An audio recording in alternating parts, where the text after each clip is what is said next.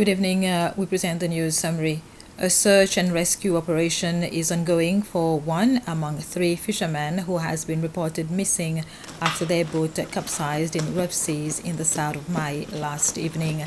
Two of the fishermen who were rescued at sea by security guards from the Four Seasons Hotel and Coast Guard officials. One of them has been admitted to hospital. The Coast Guard, the SMSA, and private citizens have all joined efforts in the search and rescue operation along the coast of Bilazar.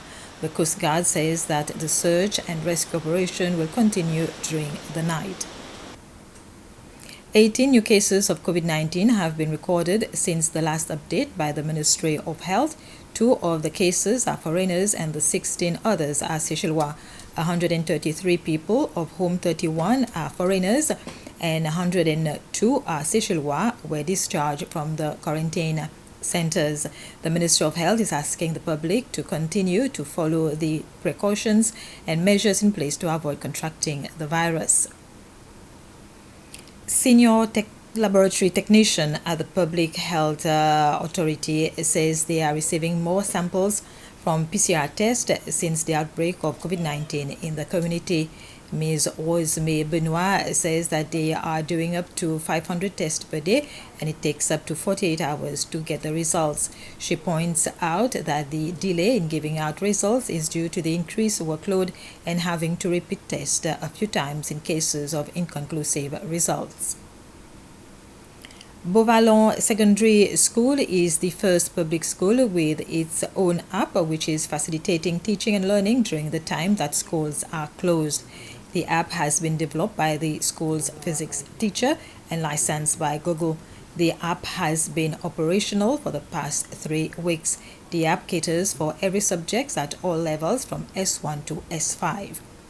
It all started with just a friendly conversation with Sir Danushka, a physics teacher at my school. In his spare time, he develops apps and sells it to Google. So he had developed physics apps before.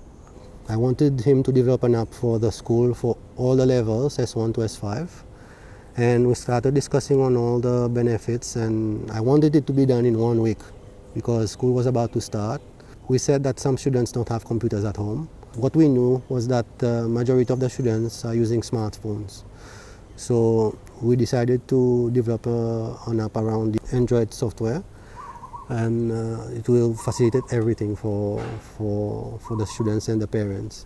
So within 1 week, and by the 25th of January, the app was up and running. So Danushka even created a small video on YouTube on how to upload the work for the teachers. And to my surprise, by the end of the week, the first week from 25th of January, by the end of that week, majority of the levels had work up and running on the app. Work are being given for 2 weeks. Some have been given projects for up to 4 weeks, 6 weeks. We are asking the students to do it in the exercise book for the time being. One, we know that not all parents have access to printing of the materials, and when the school reopens, we'll do the corrections.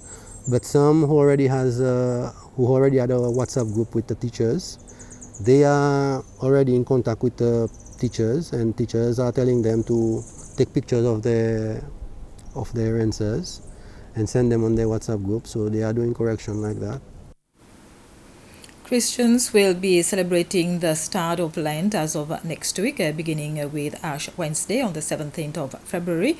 The Catholic and Anglican churches say they have made arrangements for Christians to take part in the feast like Ash Wednesday and the Way of the Cross from their homes. Archbishop James Wong from the Anglican Church says that this year Lent is a favorable time to foster a connection with God, and his pastoral letter for the occasion talks about peace and reconciliation. This pastoral letter, it is a more sort of practical pastoral letter, giving us the technique about how do we proceed towards reconciliation, pardon, forgiveness, and peace.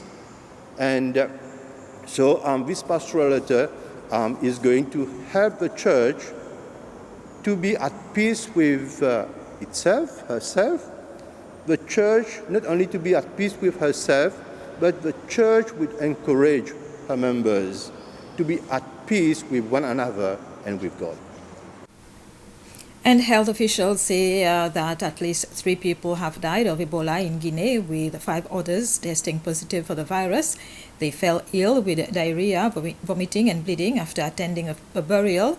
Between 2013 and 2016, more than 11,000 people died in the West Africa Ebola pandemic, which began in Guinea. This was the news summary. Thank you for your attention.